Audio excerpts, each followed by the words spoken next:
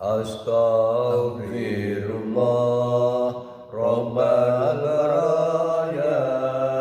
Astaghfirullah minal khataya. Rabbi zidni ilman nafi'an wa wafiqni amalan maqbulan. Astaghfirullah. Assalamualaikum warahmatullahi wabarakatuh. Kaum muslimin dan muslimat rahimakumullah.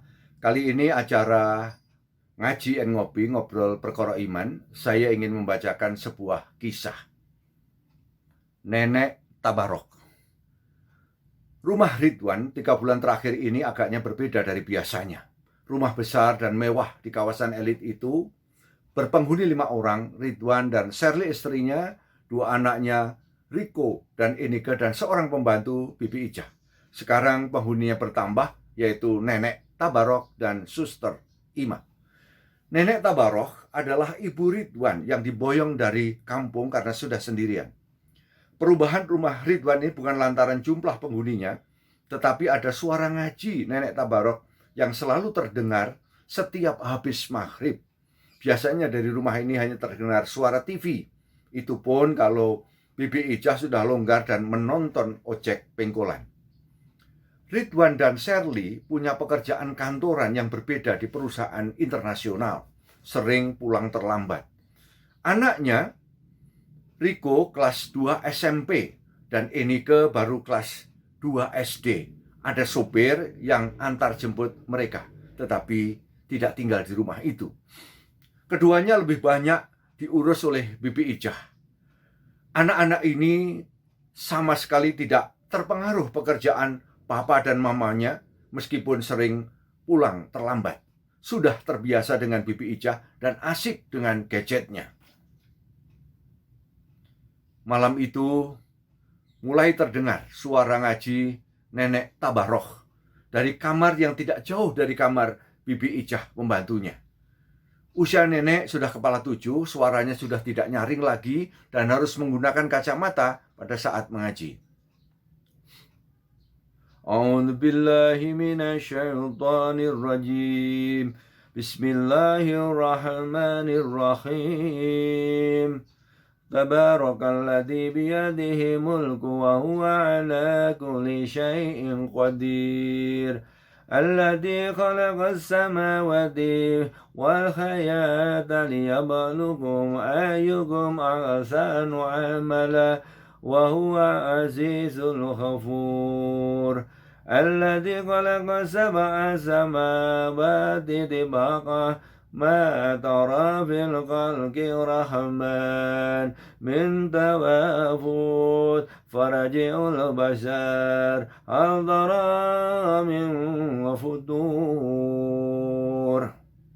Maha suci Allah yang menguasai segala kerajaan dan Dia maha kuasa atas segala sesuatu, yang menciptakan mati dan hidup untuk menguji kamu, siapa di antara kamu yang lebih baik amalnya, dan Dia maha perkasa, maha pengampun, yang menciptakan 7 langit berlapis-lapis. Tidak akan kamu lihat sesuatu yang tidak seimbang pada ciptaan Tuhan yang maha pengasih. Maka lihatlah sekali lagi, adakah kamu lihat sesuatu yang cacat? Tabarok bukan nama asli. Nama aslinya nenek itu Hajah Toinah. Nama Tabarok panggilan oleh santri-santrinya di desa karena nenek selalu ngaji surat At-Tabarok pada setiap malam. Nah, di rumah ini nenek hanya dipanggil nenek saja, tidak dipanggil Nenek Tabarok. Imah, jangan pulang dulu ya, kamu mbok sekali-sekali tidur sini. Nenek merajuk suster Imah perawatnya. Ada apa sih, Nek? Nenek takut tidur sendirian. Sambil duduk di dekat nenek. Enggak, Imah, cuma sepi, enggak ada yang diajak ngomong. Sambil mengamati sekitar, jangan-jangan anak dan menantunya sudah pulang. Bibi Ijah capek ngurusin anak itu. Habis nonton TV langsung tidur. Kasihan kalau dia diajak ngobrol. Kenapa sih, Nek? Cucu-cucu kan ada, dan lagi tuan dan nyonya sebentar lagi pulang. Nenek nggak kerasan ya tinggal di sini. Ingat bebek, ingat ayam, ingat nandur sayur ya. Imah sedikit sengaja menggoda. Kerasan Imah, di sini ada semua. Yang tidak ada, yang nenek harapkan dulu. Aku namakan anakku satu-satunya itu Muhammad Ridwan. Ridwan itu nama penjaga surga, nama malaikat penjaga surga. Cucuku namanya Riko. Ini ke rumah sebesar ini tidak ada musola. Waktu-waktu sholat ada suara adzan, anak-anak tidak ada yang beranjak dari tempat duduknya. Mereka asik main HP dan main di TV yang gede itu, sementara ibunya masih sibuk terus mencari uang. Tapi kan tercukupi, Nek. Anak-anak itu bahagia loh, Nek. Imah mencoba meyakinkan nenek. Imah, anak-anak seumur itu belum mengerti bahagia. Taunya mereka seneng, kesengsem. Kesengsem itu kesenangan yang tanpa henti, terus mencari kesenangan. Misalnya seperti main itu, tidak ada habisnya, Imah. Maaf ya, Nek, Imah pulang dulu. Imah pamit dan langsung keluar. Sepertinya Imah paham keprihatinan Nenek Tabarok. Gaya hidup anak, menantu, dan cucu-cucunya sama sekali tidak dapat dipahami oleh Nenek Tabarok. Suatu saat, Nenek Tabarok duduk di ruang keluarga. Ruang keluarga yang cukup luas dan mewah dengan beberapa tempat duduk, kursi, sofa, smart TV yang gede. Keluarga itu lengkap. Nenek, anak, menantu, cucu-cucunya. Mereka mengambil posisi masing-masing dengan keasikan masing-masing dengan HP, tablet, smart TV, dan lain sebagainya. Tidak ada yang bertegur sapa. Yang baru masuk atau keluar, tidak ada kata salam terucap. Di ruang itu, seolah-olah tidak saling mengenal. Nenek Tabarok mulai curiga. Sepertinya Ridwan, istrinya, dan cucu-cucunya, mereka sholat sesempatnya saja. Tidak ada yang bergegas ambil wudhu ketika mendengar suara adzan.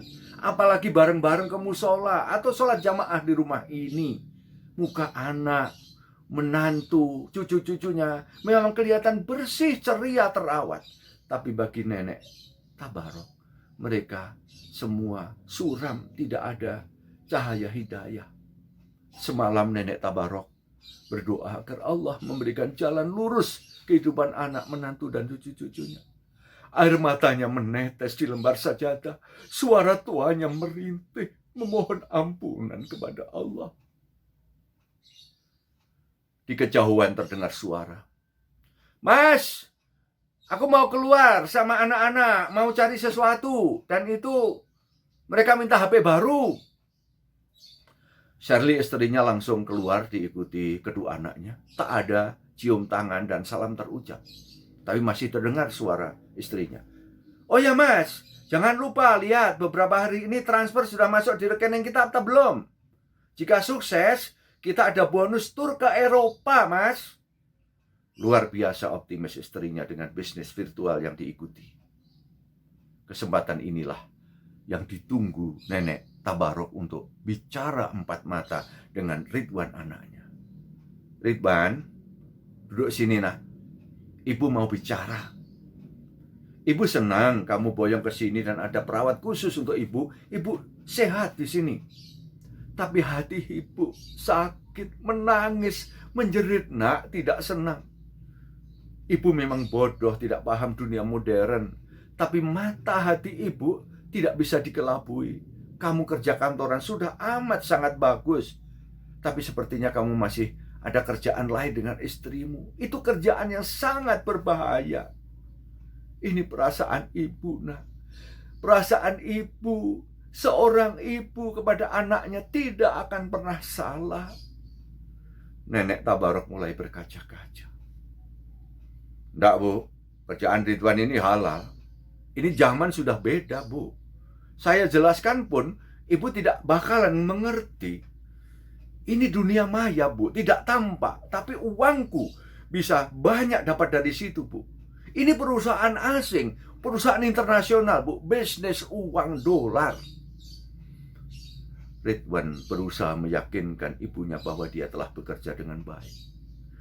Iya nak, ibu memang tidak akan bisa mengerti apa pekerjaanmu, tetapi ibu dapat merasakan kalau itu berbahaya nak, bisa mencelakai kamu, istri kamu, anak-anak kamu nak.